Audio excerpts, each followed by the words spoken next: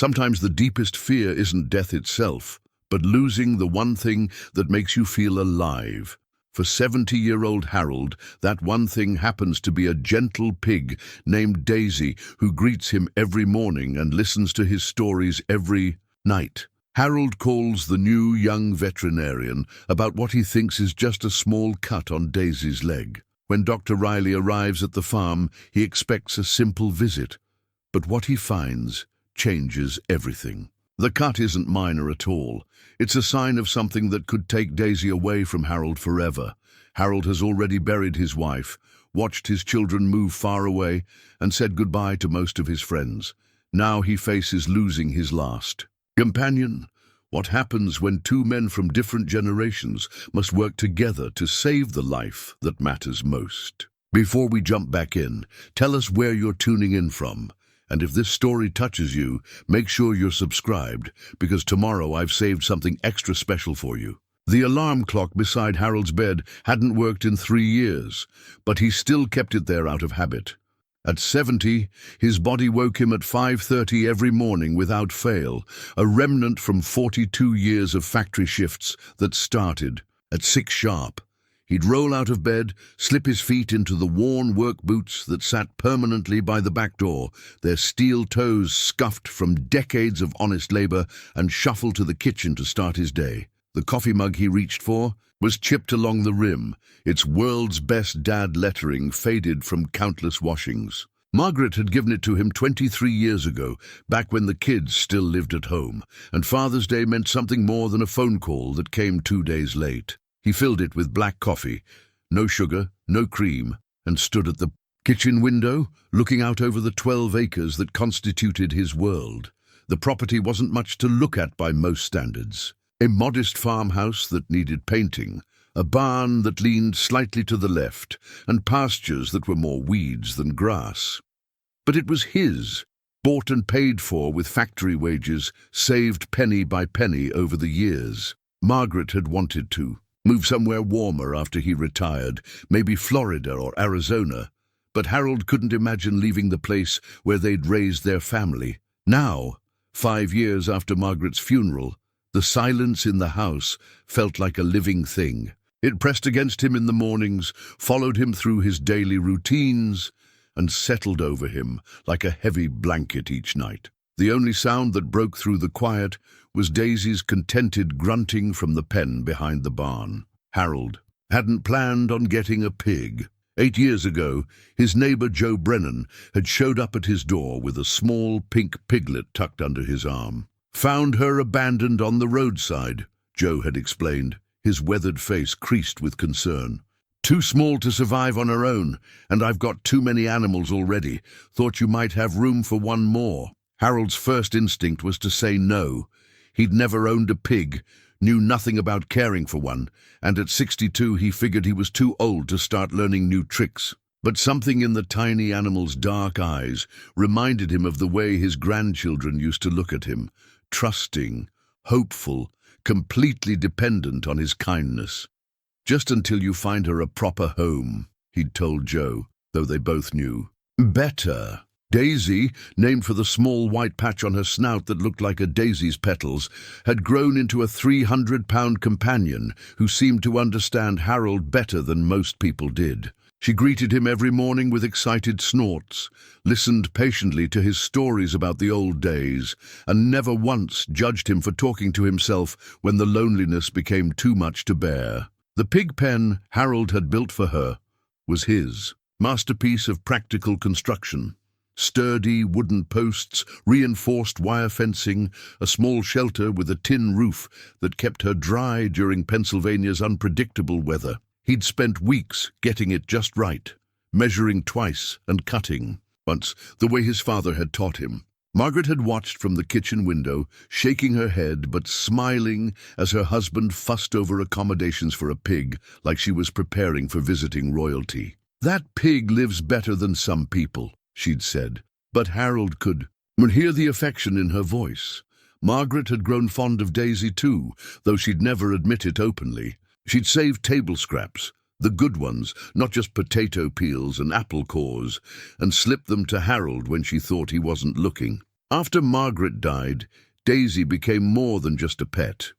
She became Harold's anchor to routine, his reason to get up every morning, his excuse to step outside and remember that life continued even when it felt like the world had stopped turning. He talked to her the way he used to talk to Margaret, about the weather, about memories, about the letters from his children that came less and less frequently. His son David lived in Seattle now, working for some computer company Harold couldn't pronounce the name of.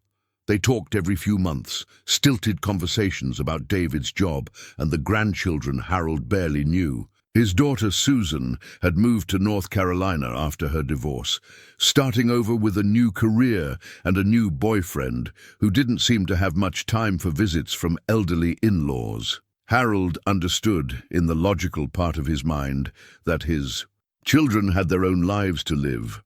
But in the quiet hours before dawn, when loneliness sat heavy on his chest, he wondered if they thought about him at all. Wondered if they missed the sound of his voice the way he missed theirs. The morning routine never varied. Coffee first, then a check on Daisy, then breakfast for both of them. Harold would lean against the fence post, watching her eat, and tell her about his plans for the day. Usually, those plans involved small maintenance projects around the property. Fixing a loose board on the barn, clearing weeds from the vegetable garden Margaret had loved, organizing tools in the shed that didn't really need organizing. It was during one of these morning conversations, 3 weeks into October, that Harold first noticed the cut on Daisy's right hind leg. Just a small thing, really. Barely an inch long and not very deep. Probably caught herself on a loose piece of wire, or scraped against the edge of her shelter. Nothing to worry about. Harold had dealt with cuts and scrapes his whole life, on himself, on his children when they were young, on the various animals that had wandered through their property over the years. A little antiseptic, maybe a bandage. If it was bad enough, and time would take care of the rest, he'd check on it in a few days, make sure it was healing properly. But the cut didn't heal. After a week, it looked the same as it had the day he first noticed it. After 2 weeks, it might have been slightly worse. Harold told himself he was imagining things, that his old eyes weren't as reliable as they used to be. Daisy was eating. Normally, moving around her pen without any sign of pain or discomfort. If something was seriously wrong, she'd let him know, wouldn't she? The doubt crept in slowly, the way doubts always did when Harold was left alone with his thoughts. Margaret would have known what to do. She'd always been better with medical things, the one who made the doctor appointments and asked the right questions and insisted on second opinions when something didn't seem right. Harold had been the provider, the problem solver, the one who fixed what was broken. But this felt different. This felt like something that might be beyond his ability to repair. The phone book, thick and yellowed, held together with rubber bands, sat on the kitchen counter where it had lived for the past 15 years. Harold hadn't used it in months, maybe longer. Most of the businesses he dealt with were ones he'd known for decades, their numbers memorized from years of repetition. But he found what he was looking for on page 47. Riley Veterinary. Services, large and small animal care, house calls available. The practice was new. Opened just 6 months ago, when old Doc Patterson finally retired after 50 years of caring for every sick animal in the county. Harold had heard people talking about the new vet. Young fellow, fresh out of school, eager to prove himself.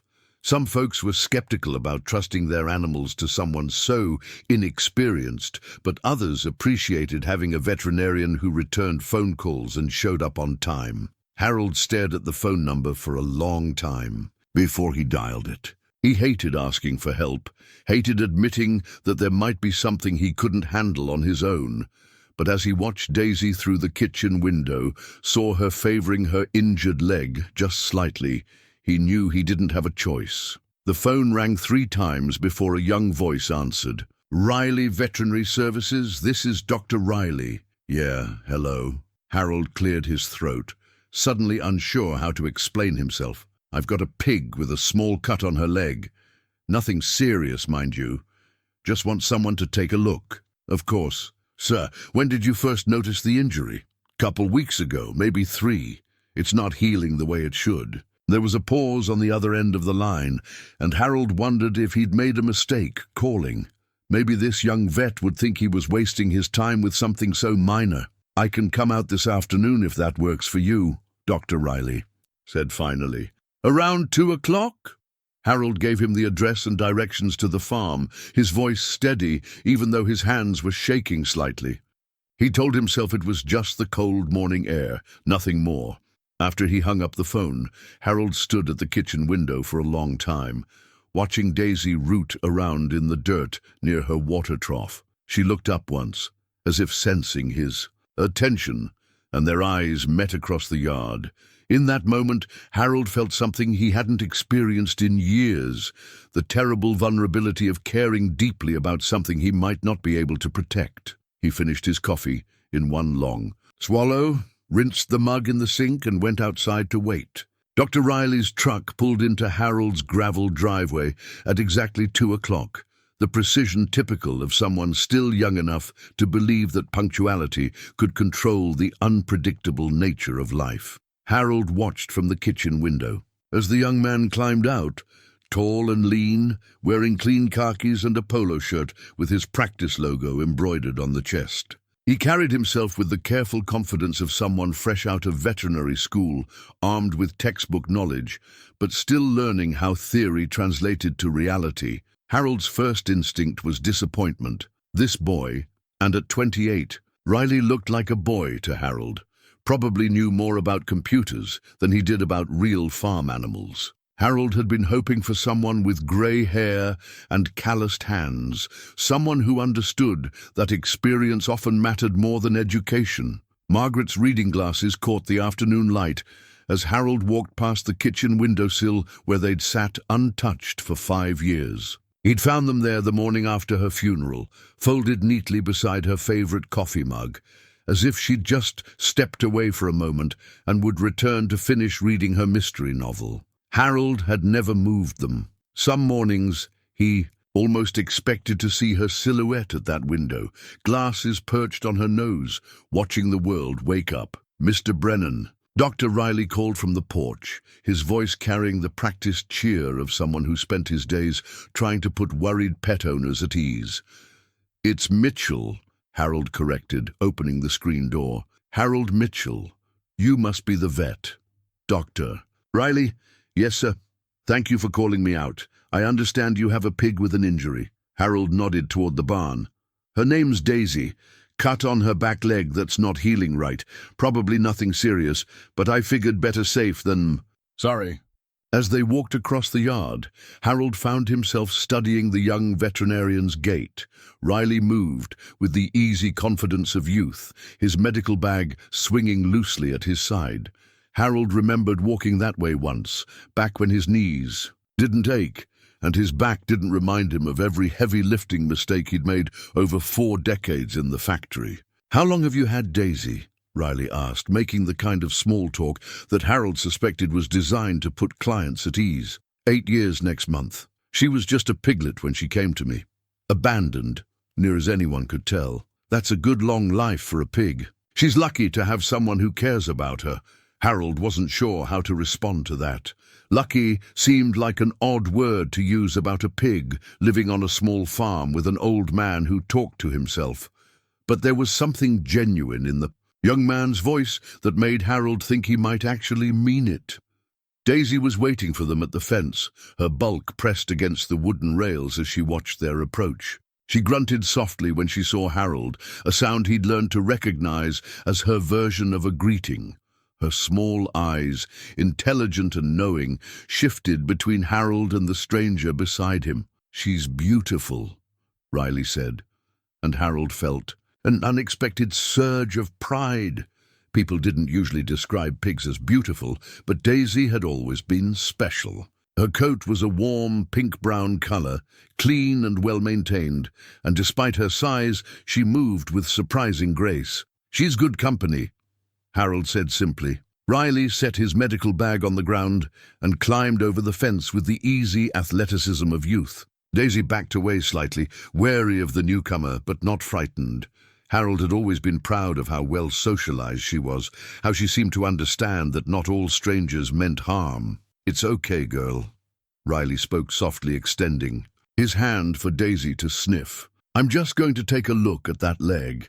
Harold watched from outside the fence as Riley knelt beside Daisy, his hands gentle but sure as he examined the injured leg. The cut was on her right hind leg, just above the hock. A clean-looking wound, maybe an inch and a half long. To Harold's eyes, it didn't look like much. Certainly nothing worth the $40 farm call fee he'd agreed to pay. But as Riley's examination continued, Harold noticed the young man's expression beginning to change. The casual confidence faded, replaced by something that looked like concern.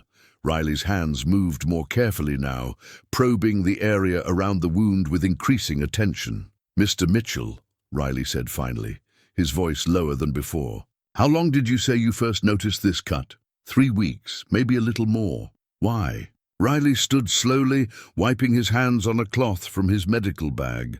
When he looked at Harold, his face was serious in a way that made Harold's stomach tighten with sudden worry. "This isn't just a cut that's slow to heal," Riley said carefully. "The tissue around the wound is showing signs of deep infection.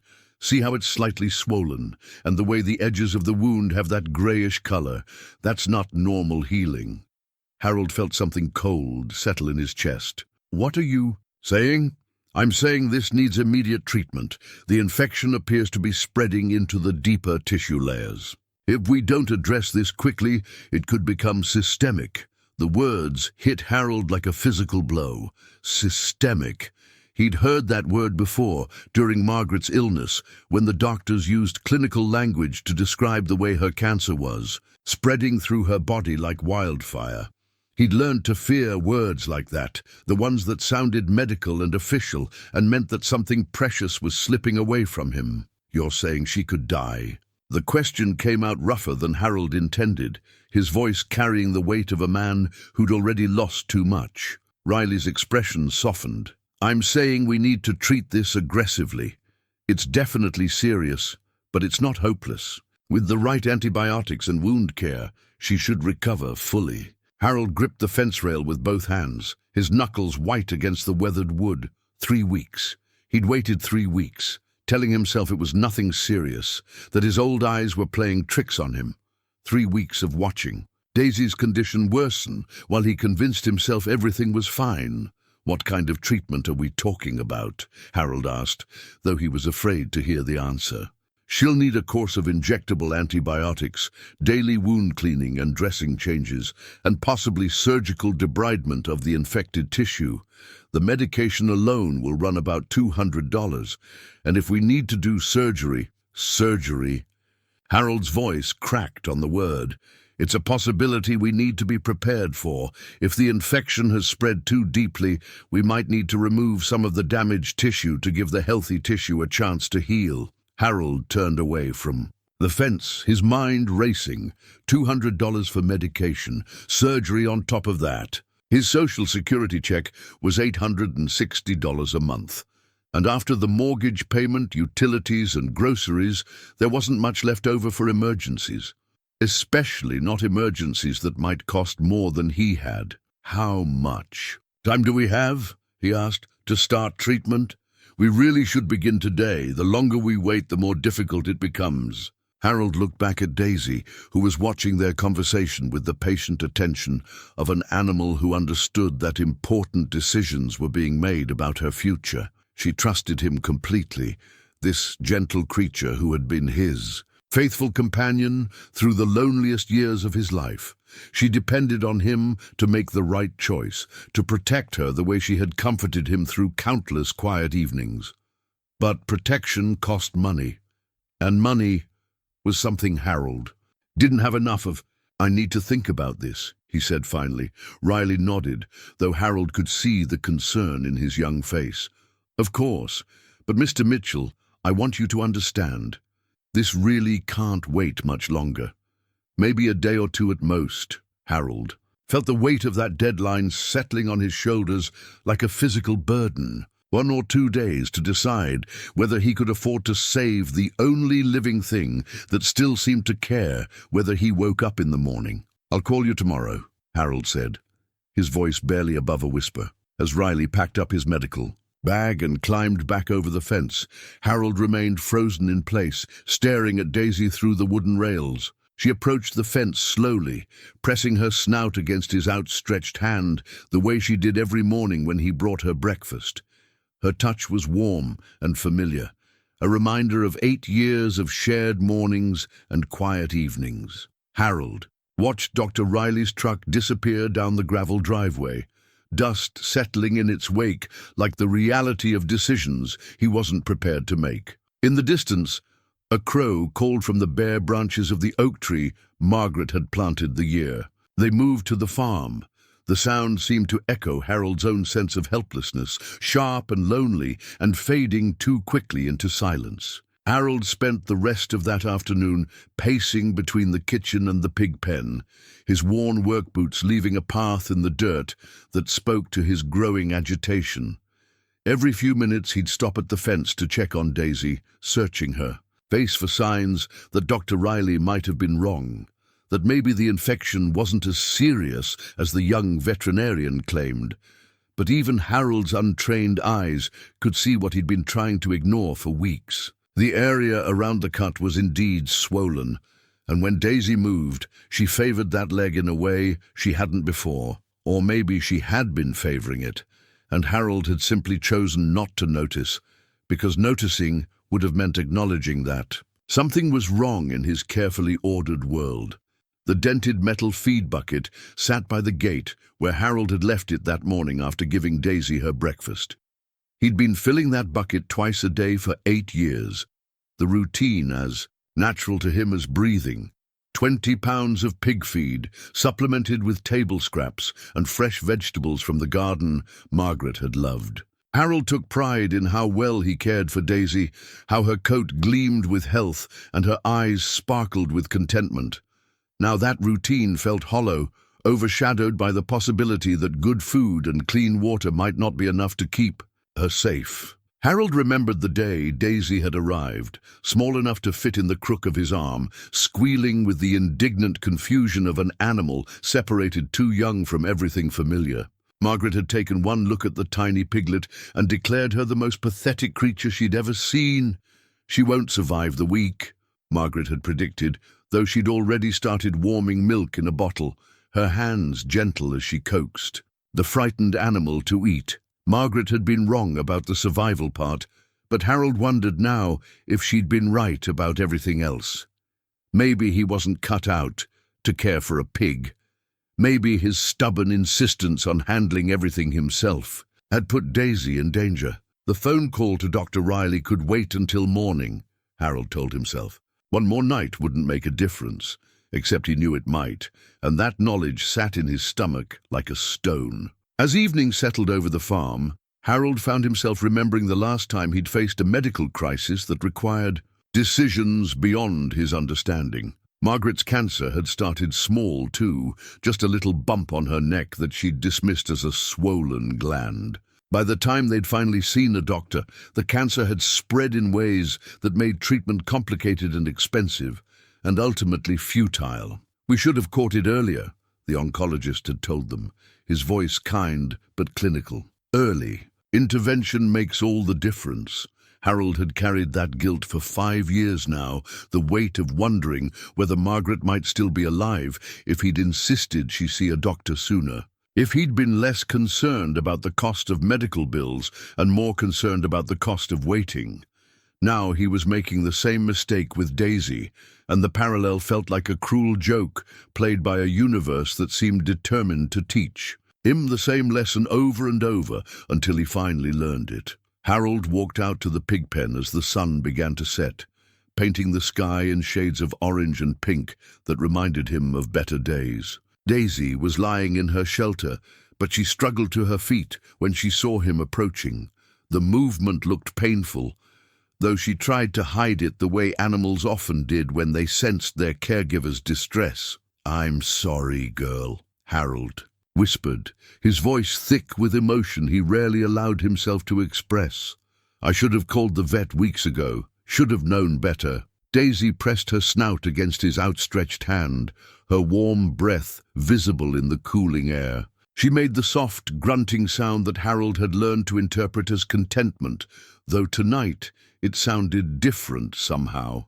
Weaker, maybe, or just tired. Harold thought about the money in his checking account, barely enough to cover his monthly expenses, with nothing left over for emergencies that cost hundreds of dollars. His pension from the factory had been modest to begin with, and inflation had eroded its value over the years. Social Security helped, but it wasn't enough to cover both basic living expenses and major medical bills. He'd learned that lesson the hard way during Margaret's illness, watching their savings disappear into a healthcare system that seemed designed to extract every penny from families facing impossible choices. The house was paid off, but everything else felt precarious, balanced on the edge of financial ruin that was always just one major expense away. The smart thing to do, the practical thing, would be to let nature take its course. Daisy was just a pig, after all. Not a family member, not a person with hopes and dreams and loved ones who would grieve her passing. Just an animal that had outlived her usefulness, if she'd ever had any usefulness to begin with. But as Harold stood in the gathering darkness, watching Daisy settle back into her straw bedding with obvious discomfort, he knew he couldn't think of her that way. She wasn't just a pig. She was his companion, his confidant, the living creature who had kept him tethered to hope during the darkest period of his life. When Margaret died, Harold had seriously considered following her. Not suicide exactly, but the kind of quiet, giving up that might accomplish the same thing over time. Stop taking his blood pressure medication, maybe. Start smoking again after 30 years of abstinence. Find ways to hurry along the natural process of dying that seemed to be the only future he had left. Daisy had changed that. Her need for daily care, for food and water and attention, had given Harold a reason to get out of bed every morning. Her presence had filled some of the terrible silence that had threatened to swallow him whole. She had saved his life in ways she would never understand, and now it was his turn to save hers. The decision, when it finally came, felt both inevitable and terrifying. Harold would call Dr. Riley in the morning and tell him to proceed with whatever treatment Daisy needed. The money would have to come from somewhere. Maybe he could borrow against the house or ask his children for help, though the thought of admitting his financial limitations to David and Susan made his stomach turn. Harold had always prided himself on his independence, his ability to handle whatever life threw at him without asking for handouts or charity. The idea of becoming a burden to his children, of admitting that their old man couldn't even afford to take care of a sick pig, felt like a betrayal of everything he'd tried to teach them about self-reliance and responsibility. But pride, Harold realized, was a luxury he could no longer afford. Not when Daisy's life hung in the balance. As he walked back toward the house, Harold's shadow stretched long across the yard in the fading light. Inside, Margaret's reading glasses waited on the windowsill, unchanged and unchanging, a reminder of all the things he'd failed to protect and all the chances he'd missed to do better. Tomorrow, he would try to do better. Tomorrow, he would make the call that might save the only family he had left. Harold barely slept that night. Every time he closed his eyes, he saw Daisy struggling to stand, heard the slight wheeze in her breathing that he'd been telling himself was just the cold air. He kept reaching for the faded family photo he carried in his shirt pocket, a picture taken 15 years ago at Susan's college graduation, back when they'd all still gathered for important occasions. In the photo, Margaret stood between their two children, her smile bright and genuine, her hand resting on Harold's shoulder with the casual affection of a woman who'd never doubted her husband's ability to provide and protect. Harold looked younger then, stronger, his back straight and his face unlined by the weight of loss and loneliness that would come later. David and Susan flanked their parents, both of them glowing with the confidence that came from knowing their father would always be there to catch them if they fell. Harold had been so proud that day, watching his daughter accept her diploma, knowing that the money he'd earned with his hands had given his children opportunities he'd never had. Now, staring at that photo in the pre-dawn darkness, Harold wondered what those young people would think of the old man he'd become. A man who couldn't afford to save the life of a pig, who'd let pride and stubbornness endanger the one companion who'd stood by him through the worst years of his life. At 5:30, Harold gave up on sleep and made his way to the kitchen. The coffee tasted bitter, or maybe that was just the taste of decisions he didn't want to make. Through the window, he could see Daisy's shelter, though it was too dark to tell if she was moving around normally or still favoring her injured leg. By 7 o'clock, Harold had made up his mind. He dialed Dr. Riley's number with hands that shook only slightly, though whether from age or nerves he couldn't say. Riley, Veterinary Services. Dr. Riley, this is Harold Mitchell. About my pig, Daisy. Yes, Mr. Mitchell. Have you made a decision about treatment? Harold closed his eyes, seeing Margaret's face in his memory, remembering the way she'd looked at him during those last weeks when they'd both known the medical bills were bankrupting them, but neither had been willing to say it out loud. I want you to do whatever she needs, Harold said. The antibiotics, the surgery if necessary, whatever it takes. There was a pause on the other end of the line, and Harold wondered if the young veterinarian could hear the desperation in his voice. That's good news, Mr. Mitchell. I can be out there this morning to start treatment. We'll begin with an injection of broad-spectrum antibiotics and see how she responds. If the infection is responding well, we might be able to avoid surgery. And if it's not responding, then we'll cross that bridge when we come to it. The important thing is that we're starting treatment now, before the infection spreads any further. After hanging up the phone, Harold sat at his kitchen table for a long time, staring at the checkbook that lay open beside his coffee cup. The balance seemed to mock him.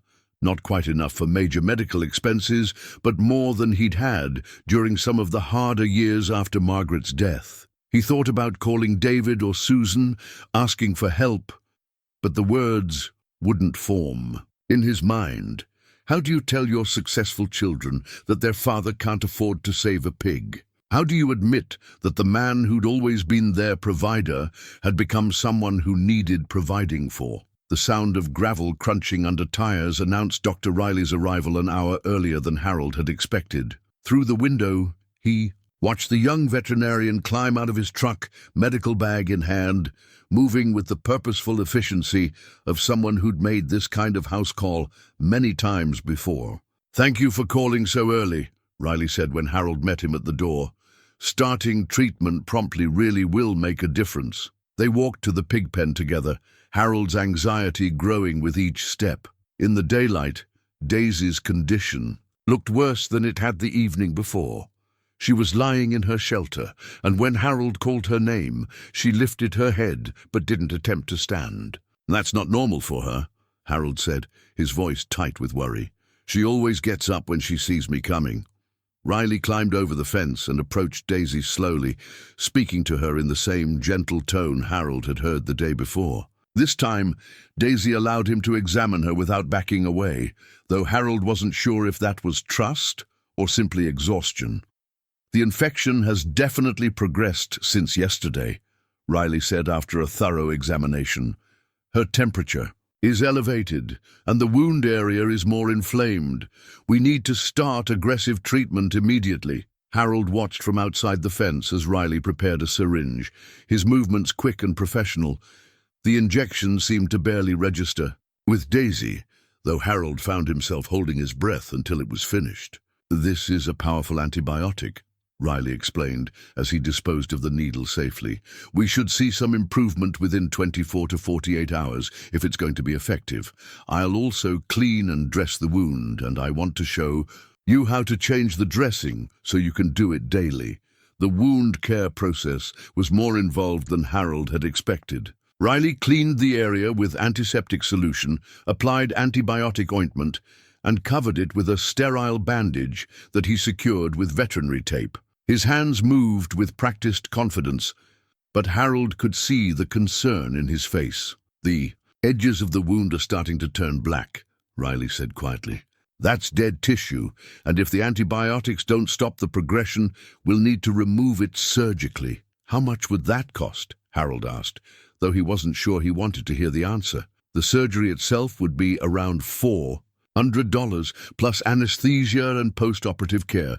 Probably $600 total, maybe $700 if there are complications. Harold felt the number hit him like a physical blow. $700, nearly his entire monthly income. Even if he emptied his savings account, there might not be enough. "I understand that's a significant expense," Riley continued, his voice gentle. "But Mr. Mitchell, I want you to know that Daisy's prognosis is still good if we can get ahead of this infection. She's strong, and she clearly has someone who cares about her. That makes a real difference in how animals respond." "To treatment," Harold nodded, not trusting his voice to remain steady. He thought about the photo in his shirt pocket, about the man he used to be, and the promises he'd made to himself about protecting the things that mattered. Maybe he couldn't save Margaret. Maybe he couldn't keep his children close or turn back the clock to when his family was whole and his future seemed secure. But maybe, just maybe, he could save Daisy. Dr. Riley returned the next morning at 8 o'clock sharp, carrying a thermos of coffee and wearing the kind of determined expression that Harold recognized from his own younger days. The look of a man who decided that failure wasn't an option. Harold met him at the gate, having been awake since 5, waiting for signs that the antibiotic was working. "How's she doing?" Riley asked, setting his medical bag on the ground and pulling on latex gloves. "Hard to tell," Harold admitted. "She ate her breakfast, but not with her usual enthusiasm. Still favoring that leg." They approached Daisy together, and Harold was relieved to see her struggle to her feet when she spotted them. It was progress, even if small, and Harold clung to any sign that the treatment might be working. Riley's examination was thorough and gentle, his hands moving with growing confidence as he checked Daisy's temperature, examined the wound, and listened to her breathing with a stethoscope. Harold found himself studying the young veterinarian's face, searching for clues about what he was finding. "Her temperature is down slightly," Riley said finally. "That's encouraging. The antibiotic is having some effect, but the wound itself isn't improving as much as I'd hoped." Harold's toolbox sat on the workbench in the barn, its compartments organized with the precision of a man who believed that every problem had a solution, if you just had the right tools and the patience to use them properly.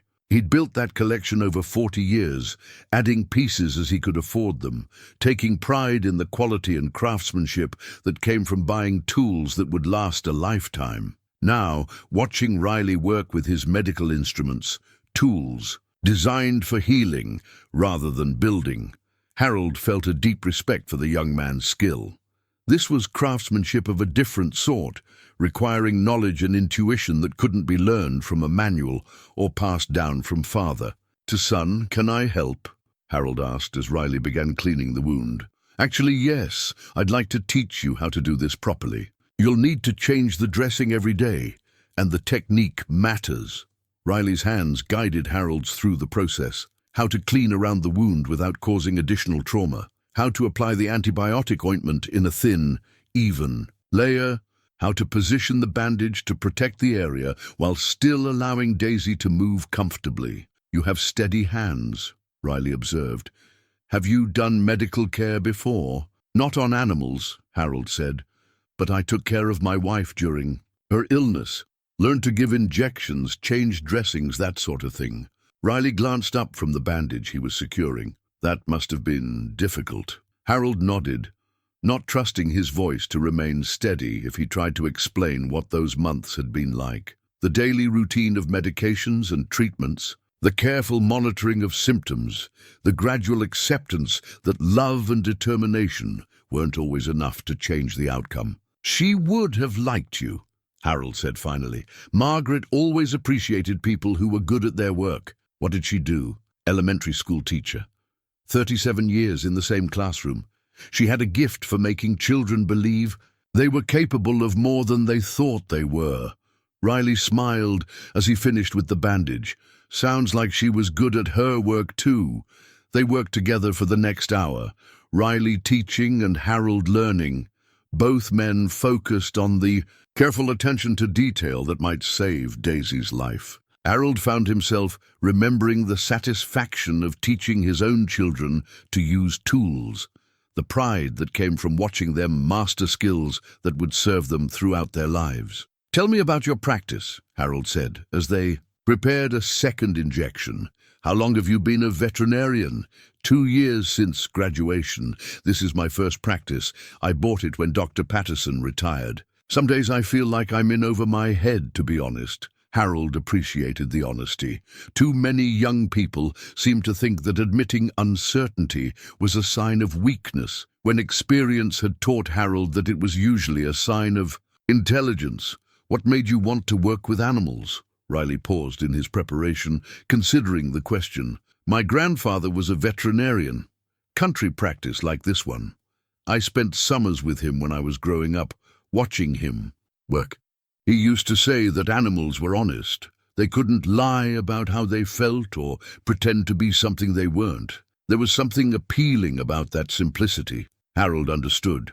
Daisy had never pretended to be anything other than what she was, a gentle creature who appreciated kindness and returned it in her own way. There was a purity in that relationship that Harold had found difficult to replicate with humans, even the ones he loved most. "Your grandfather still practicing?" "He died my senior year of college. Left me his medical bag." Riley patted the worn leather case beside him. "Some of these instruments are 50 years old, but they still work perfectly. Better than some of the modern equipment, actually." Harold looked at the bag with new respect. He understood the weight of inheriting tools from someone you'd admired, the responsibility that came with carrying on a tradition of good work. His own father had left him a set of woodworking chisels that Harold still used for small projects. "Around the farm." "He'd be proud of what you're doing here," Harold said. "I hope so. Some days I'm not sure I'm living up to his example." "You're here," Harold pointed out, "on a Saturday morning, taking care of a sick pig for an old man who probably can't afford your full fee. That sounds like good veterinary work to me." Riley administered the second injection with practiced efficiency, then stepped back to observe Daisy's overall condition. She was standing more comfortably now, the weight more evenly distributed between her legs. "She's responding," Riley said with satisfaction. "Not as quickly as I'd like, but there's definite improvement. We'll continue the antibiotics for another 3 days and see how she progresses." Harold felt a cautious optimism building in his chest. Maybe the worst was behind them. Maybe the antibiotics would be enough, and they could avoid the surgery that would cost more money than Harold could reasonably afford. "What happens if the infection doesn't respond?" Harold asked, though part of him didn't want to know the answer. "Then we'll need to consider surgical debridement, removing the infected tissue to give the healthy tissue a chance to heal properly. It's more invasive, but it's often the only way to stop an infection that's resistant to antibiotics."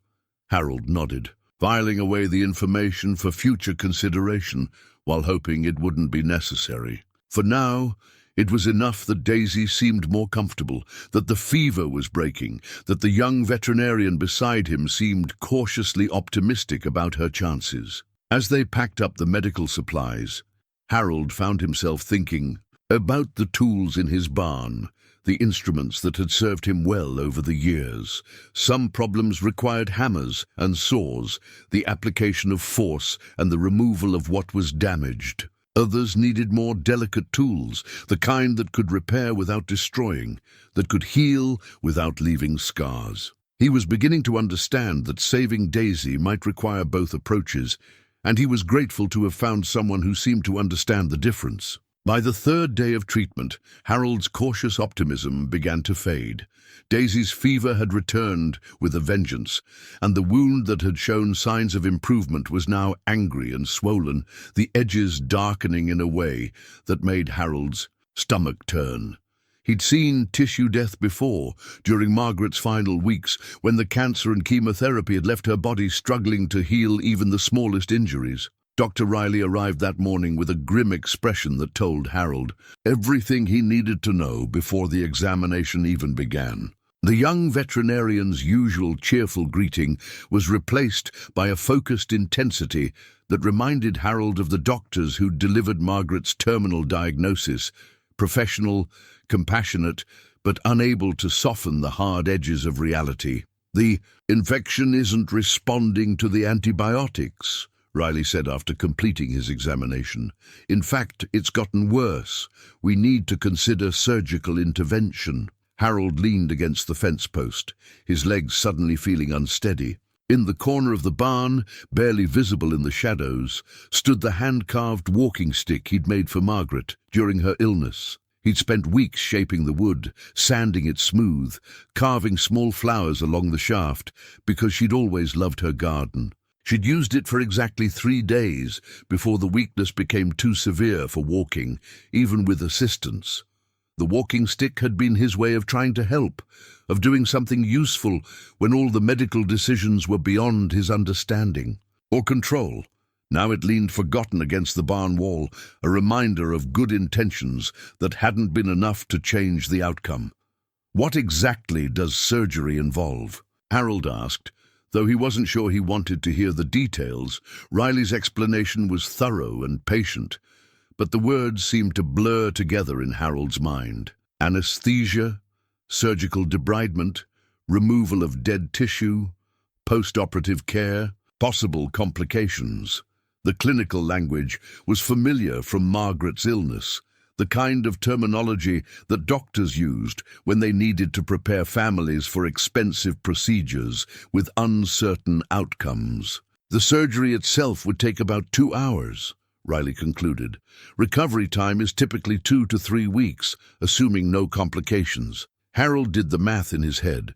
$700 for the surgery, plus ongoing medication and follow-up visits.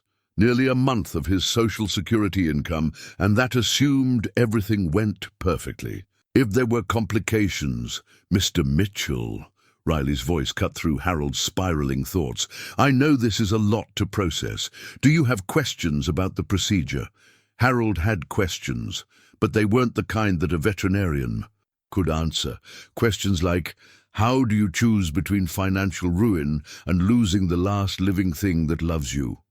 How do you explain to your children that their father can't afford to save a pig? How do you live with yourself if you make the wrong choice? "I need to think about it," Harold said finally. Riley nodded, but Harold could see the concern in his young face. "I understand. But Mr. Mitchell, I have to be honest with you. We can't wait much longer. The infection is spreading, and if we don't intervene soon, we might not be able to save her."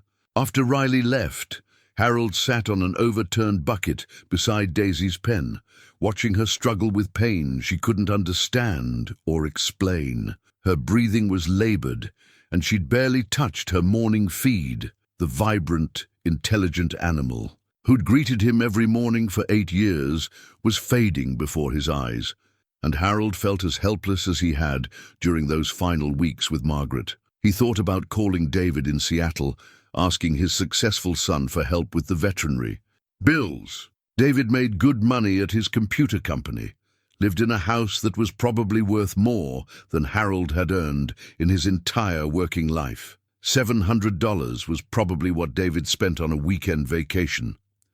But Harold couldn't bring himself to dial the number. David had his own family now, his own responsibilities.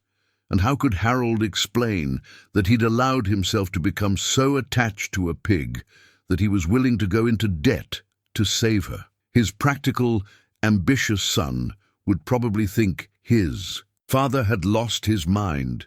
Susan might be more understanding. She'd always had a soft spot for animals, but she was still recovering from her divorce, trying to rebuild her life and career. Harold couldn't add his problems to her burden, couldn't ask his daughter to rescue him from a situation that probably seemed ridiculous to anyone who hadn't lived through the loneliness of the past 5 years. As the afternoon wore on, Harold found himself walking the fence line around Daisy's pen, his hands tracing the wooden rails he'd built with such care 8 years ago. Every post was level, every joint secure, every board chosen for its strength and durability. He'd built this pen to last, the way he'd tried to build everything in his life, solid, dependable, able to withstand whatever storms might come. But storms weren't always external.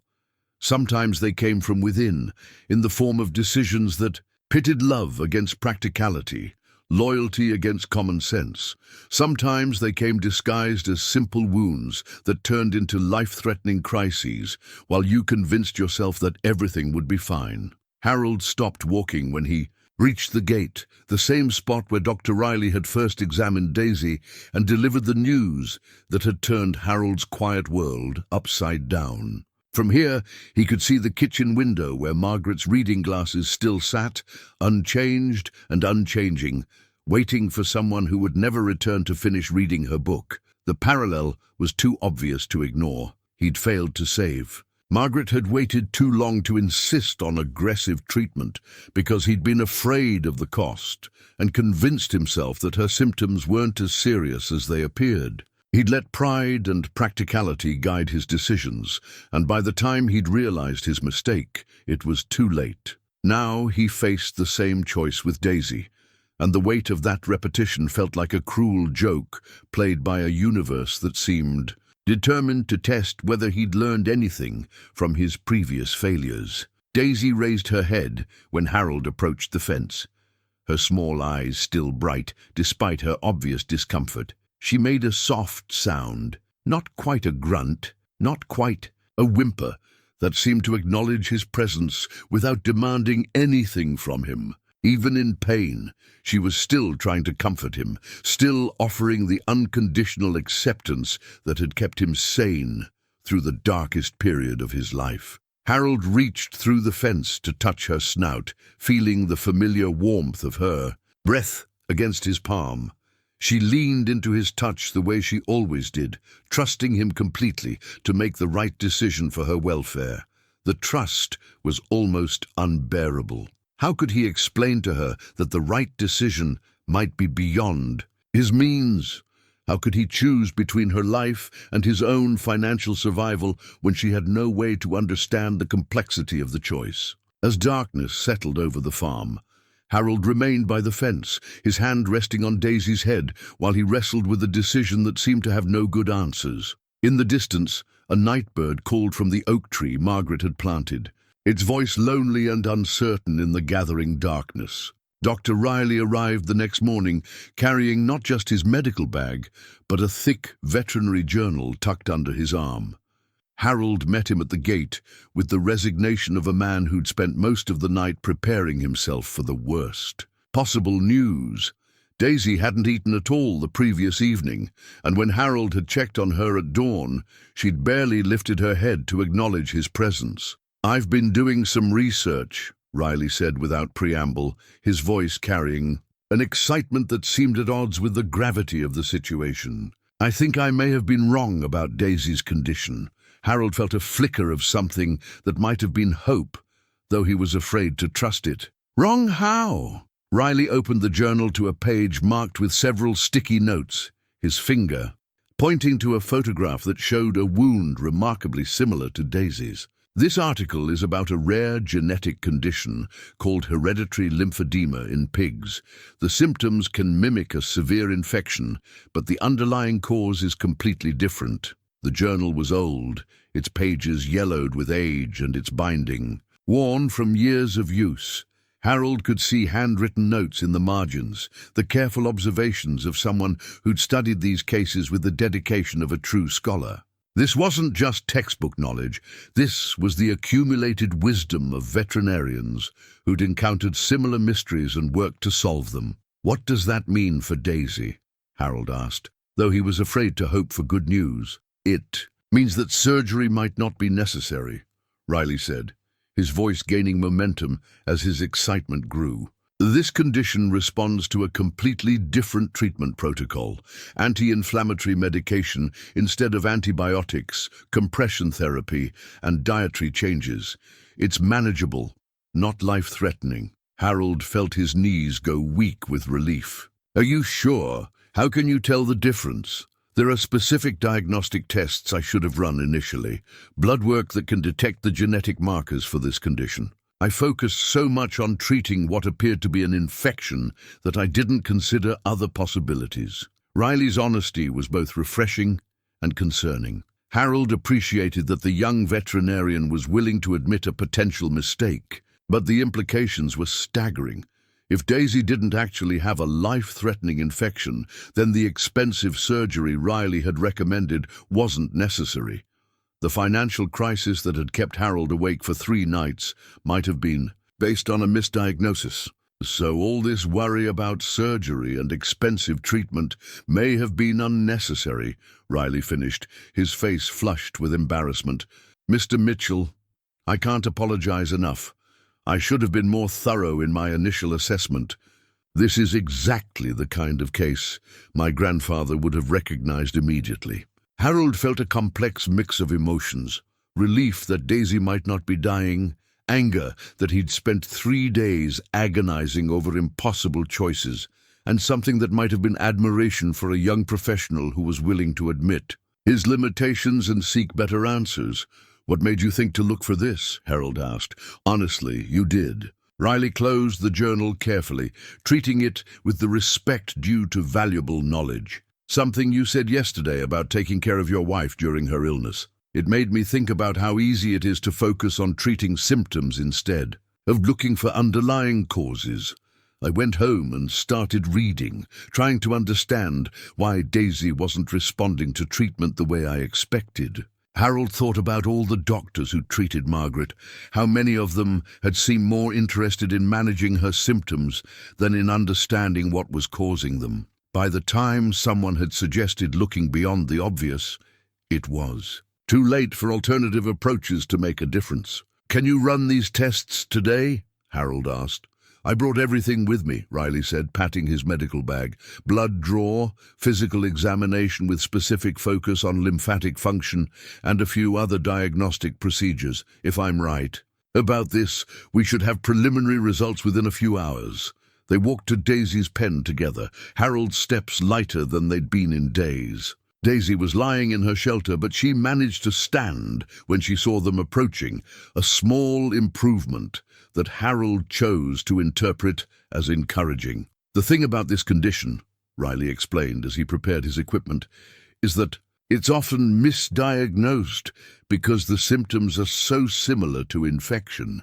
The swelling, the poor wound healing, even the fever can all be explained by lymphatic dysfunction rather than bacterial infection. Harold watched Riley work with new respect. The young veterinarian's movements were still confident, but there was a different quality to his attention now, more thoughtful, more thorough. He was taking his time, examining details he might have overlooked in his initial assessment. How did your grandfather learn about conditions like this? Harold asked. Experience mostly, and a willingness to admit when he didn't know something. He used to say that the most dangerous veterinarian was one who thought he'd seen everything. Riley smiled as he drew blood from Daisy's ear vein. He kept journals of unusual cases, detailed notes about symptoms and treatments. This particular journal belonged to a colleague of his who specialized in pig genetics. Harold understood the value of accumulated knowledge, the wisdom that came from years of careful observation and honest self-assessment. His own father had taught him that the best craftsmen were the ones who never stopped learning, who remained humble enough to recognize when their initial approach wasn't working. If this condition is genetic, Harold said slowly, does that mean Daisy was born with it? Probably, but it's often triggered by stress or injury. That original cut might have been the catalyst that activated the lymphatic dysfunction. In a way, you were right that it started as a simple wound. You just couldn't have known about the underlying genetic factor. Harold felt some of his guilt begin to ease. He hadn't failed to recognize the seriousness of Daisy's condition. He'd recognized exactly what it appeared to be. The complication was something no ordinary pig owner could have been expected to understand. "What's the treatment like?" Harold asked. "Much simpler and less expensive than surgery. Anti-inflammatory medication that costs about $30. A month, compression wraps that I can teach you to apply, and some dietary modifications. Total cost, probably under $100 to get started. Then minimal ongoing expenses." The financial relief was almost overwhelming. Harold had been prepared to spend his entire savings account on surgery that might not even be successful. Now he was looking at treatment costs that were well within his modest budget. "There is one thing I need to mention," Riley continued, his voice becoming more serious. "If I'm wrong about this diagnosis, if it really is an aggressive infection, then delaying surgery could be dangerous. We're essentially gambling that I figured out what's really wrong with Daisy." Harold considered this carefully. The stakes were still high. Daisy's life hung in the balance either way, but the difference was that now he had a choice based on medical reasoning rather than financial desperation. "How confident are you in this new diagnosis?" Harold asked. Riley was quiet for a moment, considering his answer with the gravity it deserved. 70% confident, maybe 75. The symptoms fit, and it would explain why she hasn't responded to antibiotic treatment, but I won't know for certain until we get the test results. Harold looked at Daisy, who was watching their conversation with the patient attention of an animal who understood that important decisions were being made. She seemed slightly more alert than she had that morning, though that might have been wishful thinking on Harold's part. "Let's do the tests," Harold said finally. "If you're right, we'll have saved her life with a much simpler treatment. If you're wrong, we'll know soon enough to try surgery." Riley nodded, relief evident on his face. "I'll process these samples immediately and call you with the results this afternoon. Mr. Mitchell, I want you to know, regardless of how this turns out, I'm grateful that you trusted me to figure this out. A lot of clients would have demanded I stick with my original diagnosis." Harold thought about trust, about the leap of faith required to believe that someone young and relatively inexperienced might see things that older, more established professionals had missed. It was the kind of trust that Margaret had shown him during their early years together, when he'd been learning to be a husband and father with no real guidance except his own determination to do better than his own father had done. "Sometimes the best solutions come from people who aren't too experienced to ask questions," Harold said. "Your grandfather probably taught you that too." The hours waiting for test results felt longer than the previous 3 days combined. Harold found himself checking the clock every few minutes, calculating how long it should take to process blood work, and wondering if Dr. Riley's silence meant good news or bad. He'd cleaned Daisy's pen twice, reorganized his tool shed, and attempted to read a magazine Margaret had subscribed to years ago, but concentration eluded him. Harold's checkbook lay open on the kitchen table, its register showing the careful calculations he'd made the night before. If Riley was wrong about the genetic condition, if Daisy really did need surgery, Harold had decided to proceed regardless of the cost. He'd identified 3 things he could sell: his father's antique woodworking tools, Margaret's jewelry, and, if necessary, the old Ford pickup truck that sat in the barn. The truck alone would probably bring enough money to cover the surgery, though losing his only reliable transportation would make life significantly more complicated. But those were tomorrow's problems. Today, all Harold could do was wait and hope that the young veterinarian's instincts were better than his initial diagnosis. The phone finally rang at 3:30 in the afternoon, the shrill sound cutting through the kitchen silence like a knife. Harold's hand shook slightly as he reached for the receiver, though whether from age or anticipation, he couldn't say. "Mr. Mitchell, this is Dr. Riley. I have the test results." Harold held his breath, afraid to speak and break whatever spell might determine the outcome of this conversation. "The blood work confirms hereditary lymphedema," Riley continued, his voice carrying a mix of professional satisfaction and personal relief. Daisy doesn't have an infection at all. Her symptoms are caused by genetic dysfunction in her lymphatic system. Harold sank into his kitchen chair, feeling 5 years' worth of tension drained from his shoulders. So she's going to be okay. She's going to be fine. Better than fine, actually. This condition is completely manageable with proper treatment. I can start her on anti-inflammatory medication today, and I'll teach you how to apply compression. In therapy, she should start showing improvement within 48 hours. Harold closed his eyes, overwhelmed by a gratitude so intense it felt like physical pain. Daisy would live. She would recover. The nightmare of the past week was over, replaced by a future that seemed bright with possibility. "Dr. Riley," Harold said, his voice thick with emotion, "I don't know how to thank you. You don't need to thank me, Mr. Mitchell. You hired me to figure out what was wrong with Daisy, and it just took me longer than it should have to get the right answer." After hanging up the phone, Harold walked outside to share the good news with Daisy. She was standing near the fence, her head raised as if she'd been watching for his approach. When Harold called her name, she took several steps toward him. The first time in days she'd moved without obvious discomfort. "You're going to be fine, girl," Harold said, his voice breaking slightly on the words. "The doctor figured out what was wrong, and we're going to take good care of you." Daisy pressed, her snout against Harold's outstretched hand, her breath warm against his palm. In that simple gesture, Harold felt a connection that transcended species, the bond between two living creatures who had found comfort in each other's presence during difficult times. Dr. Riley arrived an hour later with medications and supplies, his enthusiasm for the correct diagnosis evident in every movement.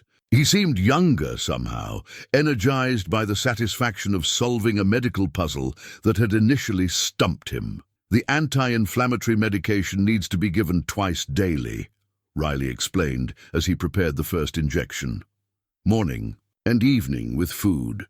The dosage is based on her weight, so it's important to be precise." Harold paid careful attention to every detail, determined to execute the treatment plan flawlessly. After the uncertainty of the past week, having specific tasks to perform felt like a gift.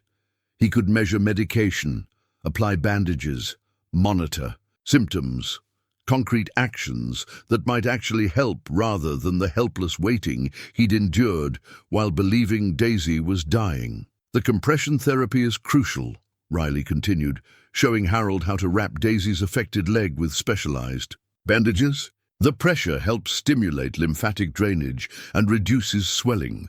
She'll need to wear this constantly for the first 2 weeks, then we can reduce it to nighttime only." Harold's hands were steadier than they'd been in days as he practiced the wrapping technique under Riley's guidance. The process required patience and precision, qualities Harold had developed over 40 years of factory work, where attention to detail often meant the difference between success and failure. "How long before we know if it's working?" Harold asked. "You should see improvement within 2 days, reduced swelling, better mobility, improved appetite.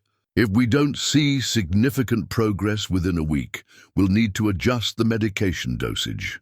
Harold nodded, filing away every piece of information for future reference.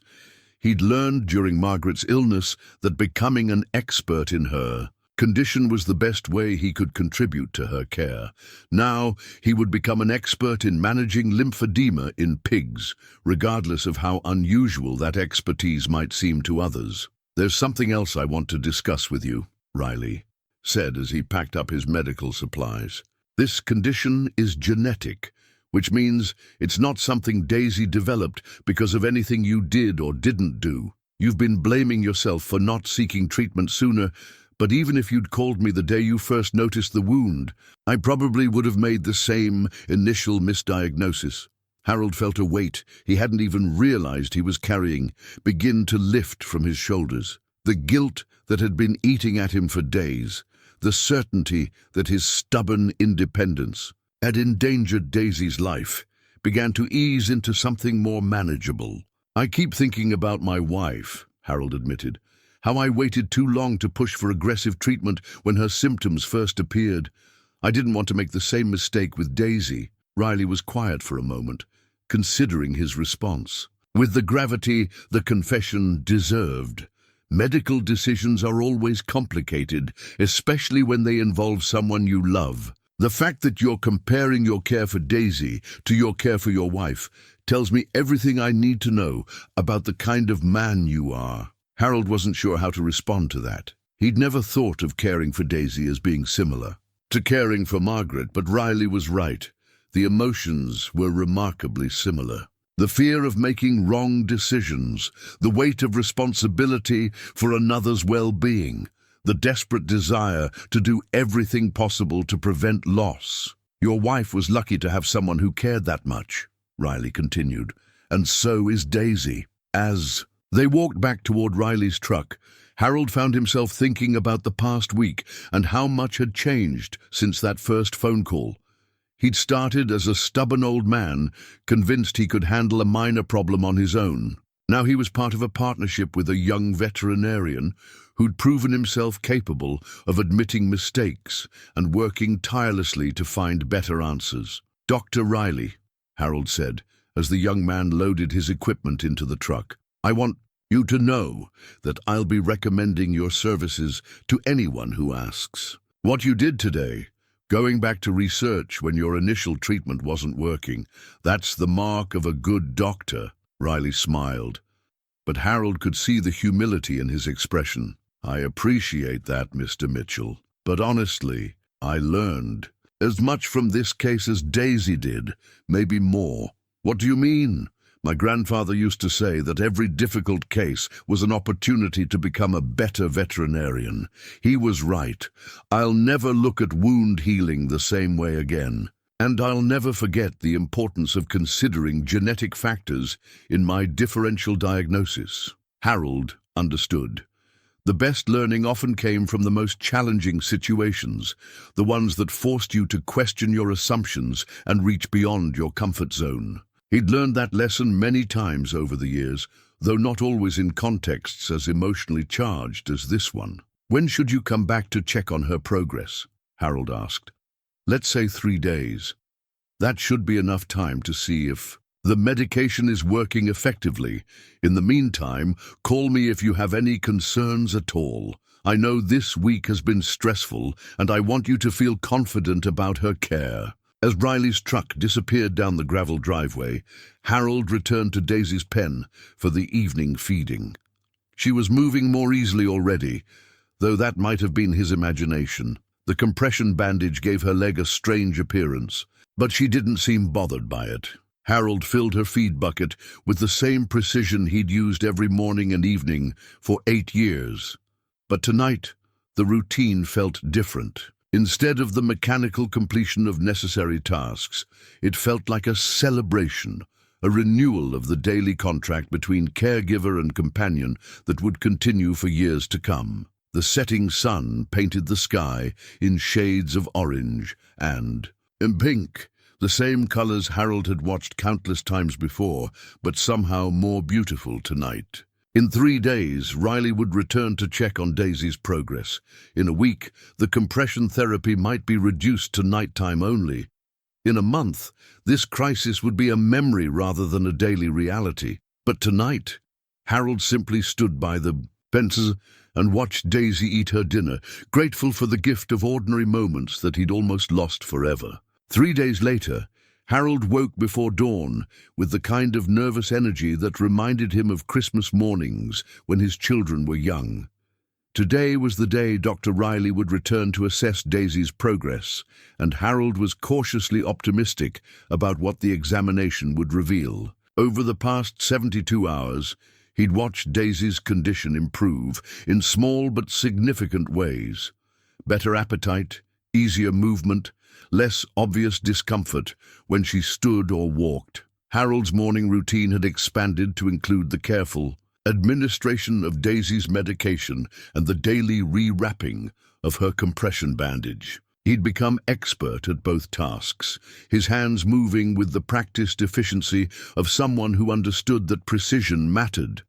The anti-inflammatory medication had to be measured exactly, given at 12-hour intervals with food. The compression wrap required just the right amount of tension, enough to provide therapeutic pressure without restricting circulation. Dr. Riley's medical bag sat in the passenger seat of his truck as he pulled into Harold's driveway at exactly 9 o'clock. The bag was his grandfather's, worn leather that had softened with decades of use, brass clasps that still clicked shut with satisfying precision. Inside were instruments that had diagnosed thousands of ailments, treated countless injuries, and saved more lives than anyone would ever know. The bag represented a tradition of veterinary medicine that valued experience over technology, intuition over protocol, and the kind of careful observation that came from truly caring about the animals under your care. "Good morning, Mr. Mitchell," Riley called as he climbed out of the truck. "How's our patient doing?" Harold couldn't suppress a smile as he led Riley toward the pig pen. "See for yourself." Daisy was standing near the fence, clearly watching for their approach. When she spotted Harold, she moved toward them with obvious enthusiasm.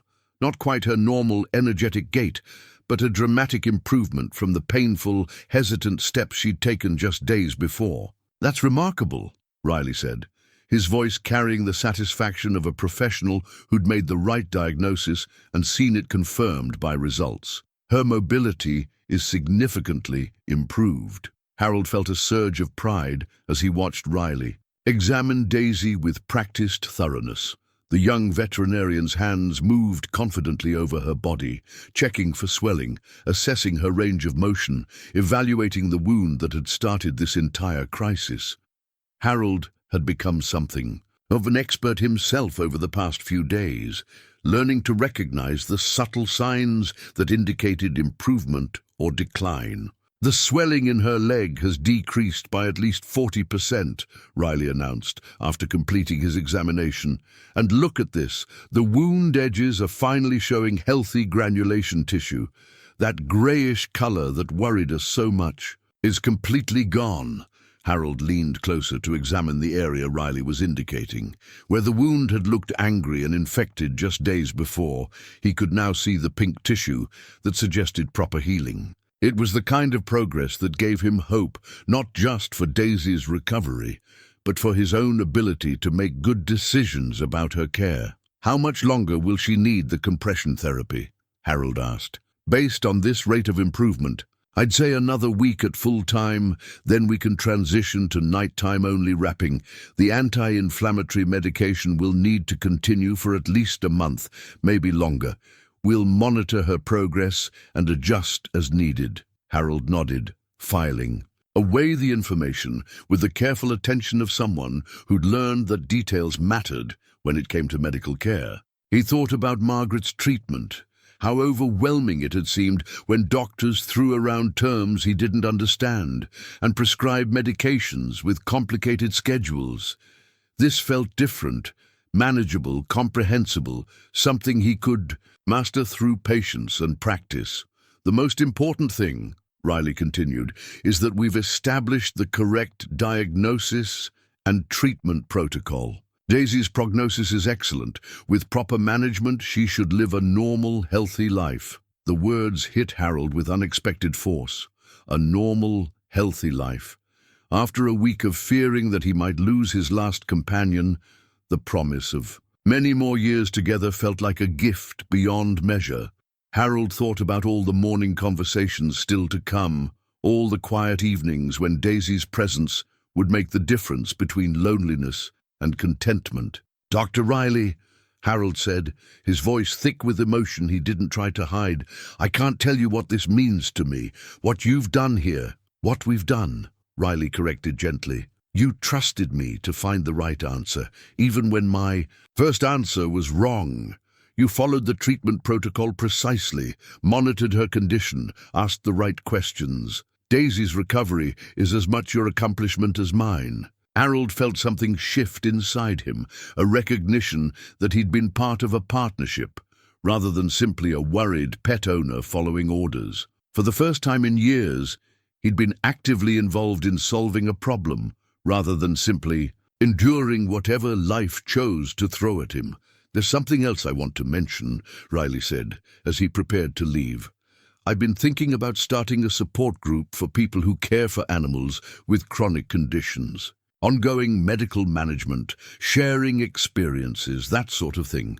Would you be interested in participating?" Harold considered the offer. The idea of sharing his experience with other people who understood the challenges of animal care was both appealing and intimidating.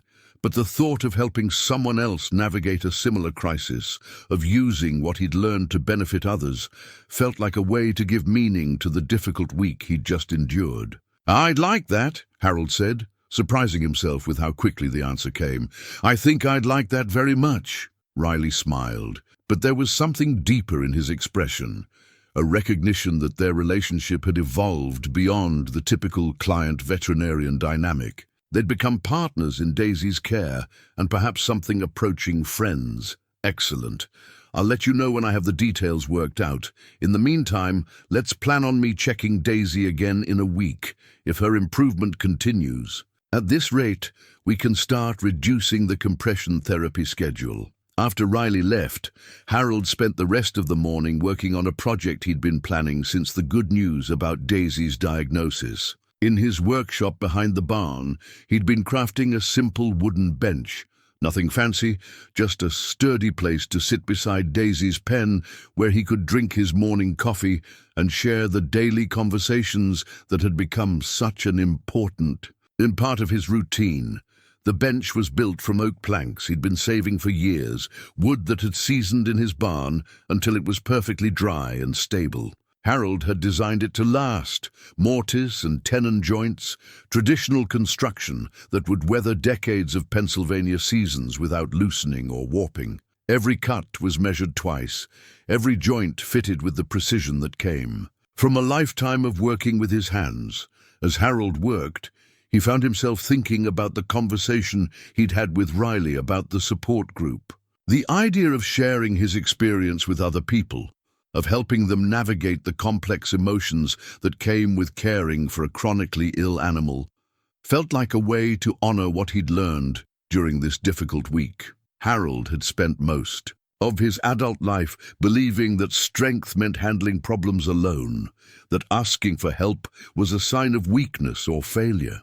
But his partnership with Riley had taught him something different, that collaboration often produced better outcomes than stubborn independence, that admitting uncertainty was sometimes the first step toward finding real solutions. The soft blanket that covered Daisy during her recovery was one Margaret had knitted years ago, back when her hands were still steady and her evenings were filled with the kind of productive activities that gave shape to a life well lived. The blanket was cream-colored, wool with a simple pattern of interlocking diamonds, designed to provide warmth without bulk. Margaret had made it during the winter Harold had been laid off from the factory, when money was tight and homemade gifts were the only kind they could afford. Harold had found the blanket in the cedar chest at the foot of their bed, wrapped in tissue paper that still carried the faint scent of Margaret's lavender sachets. Using it to keep Daisy comfortable during her recovery felt like the right thing to do, a way of connecting past love to present care, of honoring Margaret's memory through the act of nurturing another living creature. "She would have approved," Harold said aloud, as he adjusted the blanket around Daisy's resting form. "Margaret always believed that love was something you did, not just something you felt." Daisy shifted slightly under the blanket, settling into a more comfortable position with the easy contentment of an animal who no longer lived with constant pain. Her breathing was steady and relaxed, her small eyes bright with the kind of alertness that indicated genuine wellness, rather than the determined stoicism animals often displayed when they were suffering. Harold sat on his newly completed bench, for the first time, testing its stability and finding it solid beneath his weight. From this vantage point, he could see most of his small farm, the vegetable garden that still produced tomatoes and beans despite his sporadic attention, the barn that housed more memories than equipment, the gravel driveway where Riley's truck had appeared like an answer to prayers Harold hadn't known he was praying. The afternoon sun was warm on Harold's face, and for the first time in weeks, he felt something that might have been peace. Daisy was recovering. The financial crisis he'd been dreading had been averted. The young veterinarian who'd become his partner in this medical mystery had proven himself worthy of trust and respect. But more than that, Harold realized he'd rediscovered something he'd lost when Margaret died. The satisfaction that came from being useful, from contributing to something larger than his own daily survival. Through caring for Daisy and working with Riley, he'd remembered what it felt like to be needed, to have skills and knowledge that could make a real difference in outcomes that mattered. As evening settled over the farm, Harold remained on his bench, watching Daisy rest peacefully under Margaret's blanket. In the distance, he could hear the sound of traffic on the county road, but it seemed far away and unimportant. Here, in this small corner of Pennsylvania farmland, everything necessary for happiness was present. A healthy animal, a comfortable place to sit, and the quiet satisfaction of problems solved through patience and partnership. Tomorrow would bring new routines centered around Daisy's ongoing care. New conversations with Riley about treatment protocols and progress assessments, new opportunities to help other people navigate similar challenges. But tonight, Harold simply sat in grateful silence, surrounded by the evidence of love's practical expression. 3 weeks later, Harold sat on his friendship bench, watching Daisy root around in the dirt near her water trough with the enthusiasm of a pig who had forgotten she'd ever been sick. The compression bandages were now relegated to nighttime use only, and her morning medication had been reduced to a single dose that she accepted with the patient resignation of an animal who understood that medicine meant feeling better. Dr. Riley's truck appeared in the driveway for what they both hoped would be the final follow-up visit. Harold had grown to look forward to these appointments, not because he was worried about Daisy's condition, her recovery had exceeded all expectations, but because he enjoyed the conversations with the young veterinarian who had become something he hadn't expected to find at 70, a genuine friend. "She looks fantastic," Riley said, as he approached the pen, his medical bag slung over his shoulder with the casual confidence of someone who no longer doubted his diagnostic abilities. "How's she been doing with the reduced medication schedule?" "No problems at all," Harold replied, standing to greet his visitor. "She's back to her old self, maybe better than her old self, if that's possible." Riley's examination confirmed what Harold's daily observations had already told him. Daisy was not just recovering, she was thriving. The lymphedema was well controlled, the original wound had healed completely, and her overall health was excellent. "I think we can safely say this case is resolved," Riley announced with satisfaction.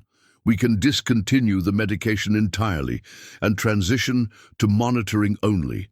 If you notice any return of swelling or discomfort, we'll restart treatment, but I don't expect that to be necessary." Harold felt a moment of something that might have been sadness at the prospect of no longer needing regular veterinary visits. Over the past month, Riley's twice-weekly check-ins had become anchor points in Harold's routine, occasions to discuss not just Daisy's condition, but also broader topics: veterinary medicine, farming, family, the challenges of maintaining purpose, and connection in later life. "About that support group you mentioned," Harold said as they walked back toward Riley's truck.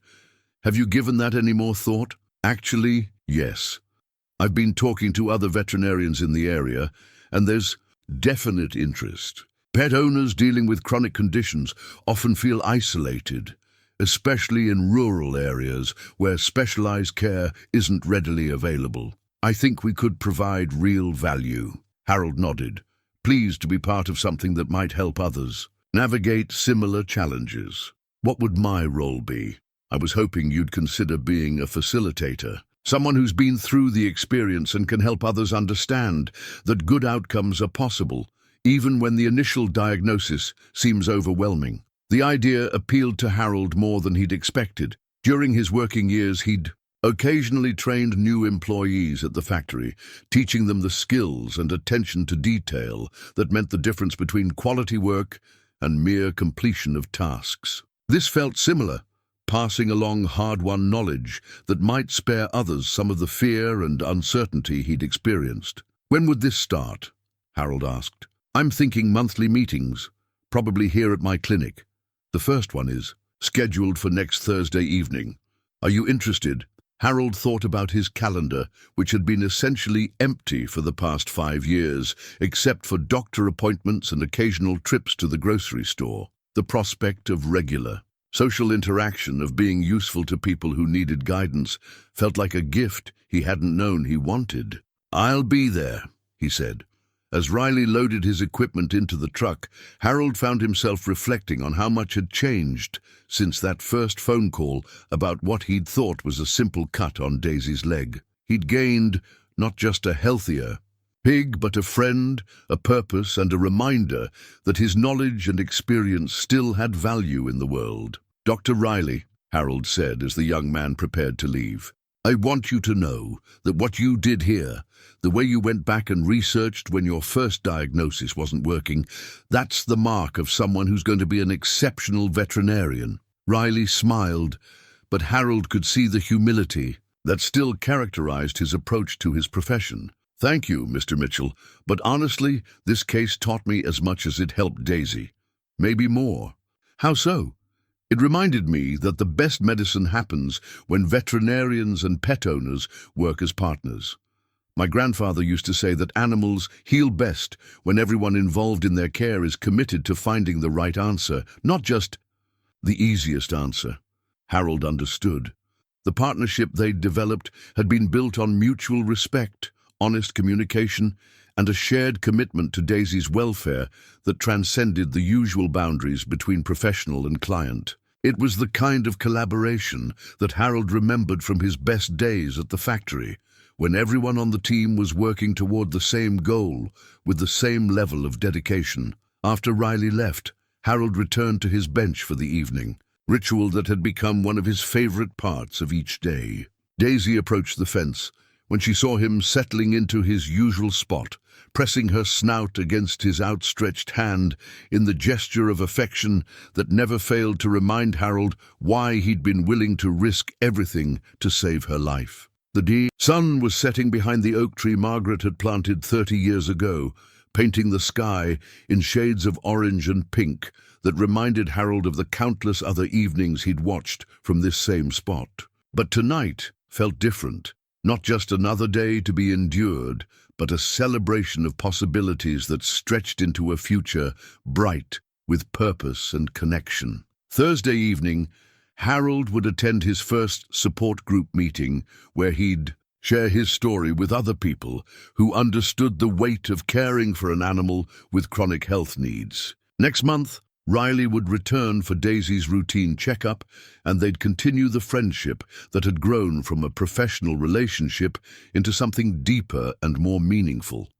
And every morning, Harold would wake to the sound of Daisy's contented grunting, a reminder that love expressed through action could indeed save lives, sometimes even your own.